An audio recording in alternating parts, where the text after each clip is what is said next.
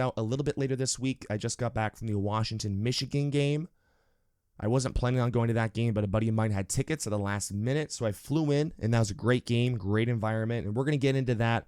But week 6 was wild in general, so let's go ahead and jump in and start with Vanderbilt upsetting Alabama. Vanderbilt was 0-60 all-time versus AP poll top 5 teams before Saturday, and that was the longest streak in the AP poll era since 1936. They also hadn't beaten Alabama in 40 years. Now, for Bama, this was a classic letdown game. You had a huge game last week beating Georgia. You're coming off a huge high. Now, with the 12-team playoff, you can still lose and you can get in, and that's fine. And Alabama can still go on to win the SEC, and you get the automatic bid. So Bama is fine from, it's not like they're going to miss out on the playoff just because of this loss. Now, this certainly proves that they were not invincible. And not that people were thinking they were invincible, but there was a lot of discussion after last week's game versus Georgia.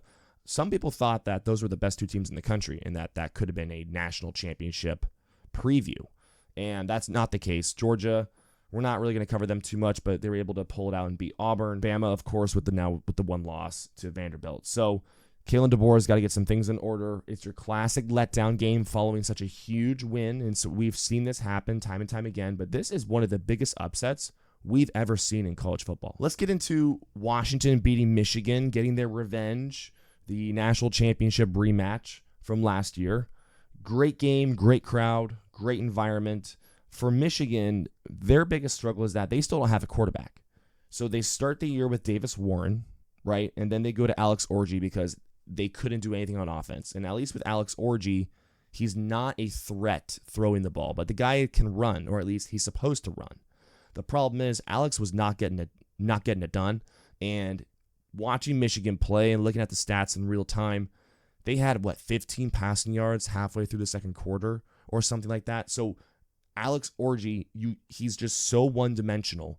He makes your offense one-dimensional, and you're just not a threat at all on that side of the ball. So they bring in Jack Tuttle, the experienced quarterback coming over from Indiana, and the offense definitely looked better. They were able to get some scores, fight their way back in the game after Washington jumped out to a lead. But this coaching staff, it feels like they are just not able to figure out or determine who the best quarterback is for this team. Now, you could just argue that they just don't have a quarterback, and that might be the case at all. But I think from what we've seen so far with Davis Warren and the turnovers that he had early on, and with Alex Orji and his inability to just take command and control this offense, especially in the passing game, I think you got to go with Jack Tuttle, the experienced guy. He can move around a little bit. He's the best passing quarterback I think you have on the team. That's not saying a lot. So Michigan's in trouble. And if we look at their schedule for the rest of the year, they have 6 games remaining in the regular season. 4 of those games are ranked teams with the AP poll as is right now. So they go at Illinois October 19th. Then they have the rivalry against Michigan State. And then back-to-back weeks, Oregon and Indiana. And Indiana is 6-0, undefeated, has a high-flying offense. And then we got Northwestern and then Ohio State. Michigan's in trouble. I mean, they could easily lose 2-3 more games. But you're looking at their offense and you're thinking to yourself, how can they just kind of get some momentum and get things moving forward? And I don't know if you can if you don't have a quarterback, and they got to figure out that situation. But I think it has to be Jack Tuttle moving forward. They are not explosive at all. Defensively, they're solid. They have a lot of talent, but they're not suffocating guys, right? Will Johnson, that interior pass rush on the D-line, they're not taking control of these games. So Michigan's in a lot of trouble. Let's jump into Boise State, because what Ashton Jeanty is doing is incredible. And I'll say it, I was wrong. He is the Heisman front runner. I was saying Jalen Milroe is the Heisman front runner, and I think there was a case to be made, and you could still kind of argue that, I guess. But that loss to Vanderbilt is not going to help. And not that the race is over, but Ashton Jeanty's, the numbers and the stats that he's accumulating is insane. So he's already rushed for over 1,000 yards on the season and has 16 rushing touchdowns, which is nuts, being that it's early October. If we project over the course of a 12-game regular season, and this is not including any possible postseason play, we're just doing the 12 games, this is what he's on pace for. 2,400 rushing yards and 38 rushing touchdowns. That wins you the Heisman. End of discussion. There's nothing anyone else can do. So what he's doing is really quite incredible. It's made Boise State a really fun team to watch, because there's highlights from the moment that they start. Every week, every game, what he's doing it's nuts. Let's move into a little rapid fire because this was just a weekend filled with lots of drama. So Minnesota at home beats USC. Great win for the Gophers. USC and Lincoln Riley, I mean, they're in trouble. Lincoln Riley is 5-7 in his last 12 games, which is inexcusable. And I don't know what the vibe is down there in Southern California because a losing record over these last 12 games, including having Caleb Williams for some of these games, right, going back to the end of last year. This is a horrible look for Lincoln Riley and his program, and they are not clicking. It felt like there would be some struggle with this, getting acclimated to the Big Ten. Some people in the media were, a little ambitious, or they thought, some people in the media thought that USC would be totally fine, a smooth transition into the Big Ten.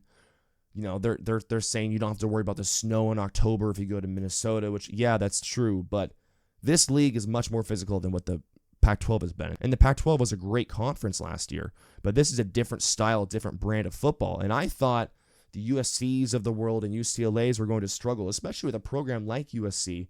They were struggling in the Pac-12 last year. And again, the Pac-12 was a good conference and had a bunch of good teams last year, but it's a different brand of football. You're traveling a lot further. Going 5-7 in your last 12 games is not acceptable for USC football. Texas A&M hands Missouri their first loss on the year. This was not a 12-0 Missouri team, so you're looking at where's the loss. Well, here's one, and that was a blowout. I mean, that game was over. Arkansas beats Tennessee, also giving Tennessee their very first loss, bringing Tennessee back down to earth a little bit.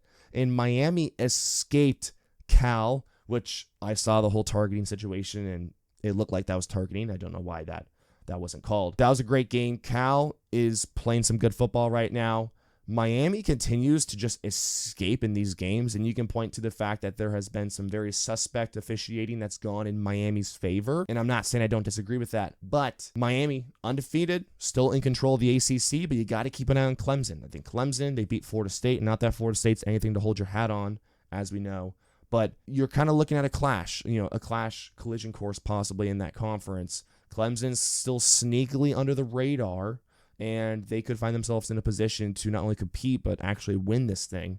So Miami, they're due for a loss or two. And Cam Ward is having a great year, but he's also going to continue to turn the ball over. We saw that bad pick six that he had in this game versus Cal. I also just don't trust Cristobal. Like, if anyone's going to screw it up at some point or screw up a game, I feel like Mario Cristobal is going to do that. And we've seen that in the past. Let's go Army-Navy, who are both 5-0. Great starts, and this is the first time that they're both 5-0 since 1945. Let's look ahead to Week 7. Monster matchup between Ohio State at Oregon. I'm going to that game, so that's looking forward to that. Top 5 game. Going to be a great environment. Game of the week. This is basically the Georgia-Alabama of Northern football, right? We had Georgia-Alabama a couple weeks ago. Now we have Ohio State-Oregon. I'm really curious to see how Ohio State's offensive line is going to be able to handle what's probably the most athletic defense that they've faced so far. They did pretty well against Iowa. They had some turnovers and they were a little sloppy, but they were up 35-0 at some point in the second half. So they ran away with that game. And then with Dylan Gabriel and that Oregon offense, I mean, this Ohio State defense is kind of bend, don't break, but they've also been forcing a ton of turnovers. I think last year, Ohio State's defense had only forced 11 turnovers over the course of the entire season. This year so far, they've forced 9 turnovers. So they're getting their hands on these balls, coming up with fumbles, interceptions, and they're not just kind of falling into their lap. They're forcing these turnovers to happen. And Dylan Gabriel is, a little loose with the football, right? Going down the field, has thrown a few picks. So monster matchup, going to be a great environment. Looking forward to that one.